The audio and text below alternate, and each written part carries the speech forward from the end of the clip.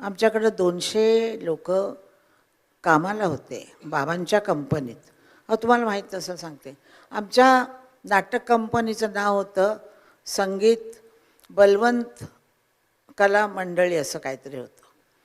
तर त्या नावाने मतलब वडिलांच्या नावाने नाटक कंपनी चालू केली होती आणि आमची नाटकं व्हायची मानापमान रणदुंदुभी वगैरे वगैरे. आणि बाबा आमचे त्याच्यामध्ये ॲक्टर पण होते, सिंगर पण होते आणि मुळात म्हणजे क्लासिकल सिंगर होते आणि क्लासिकल गाणं ते गायचे, नाट्यगीत पण गायचे आणि क्लासिकल गायचे. तर असं आमचं जीवन जे चाललेलं होतं त्याच्यामध्ये आम्ही शिकत होतो, ॲक्टिंग शिकत होतो, गाणं शिकत होतो. आणि त्यावेळेला आमच्या घरामध्ये खूप माणसं असायची. एवढं मोठं दुधाचं पातेलं भरलेलं असायचं. ते सकाळी गरम करून त्यातनं चहा पाणी झाल्यानंतर म्हातारी आजी होती ती पातेलं खाली काढून ठेवायची. त्यानंतर ते पातेल्यातलं दूध थंड झालं की त्याच्यावर एवढी मोठी साय यायची आणि ती साय सगळी मी एकटी खाऊन जायचे. साय खायचे, दूध प्यायचे, साय खायचे, दूध प्यायचे.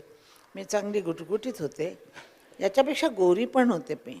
त्यामुळं मला सगळे प्रेम करायचे. तुझ्या गालाला खळ्या पडतात चांगल्या असं म्हणून लता दीदी मला उचलायची. आम्ही त्यावेळेला लताच म्हणायचो.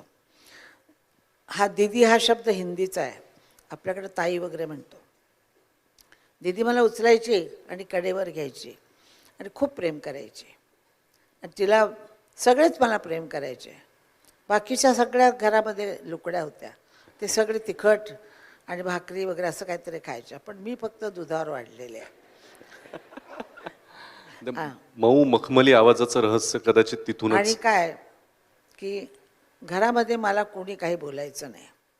वडिलांची ताकीद होती. त्या माझ्या हब्याला कोणी काही बोलू नका रे.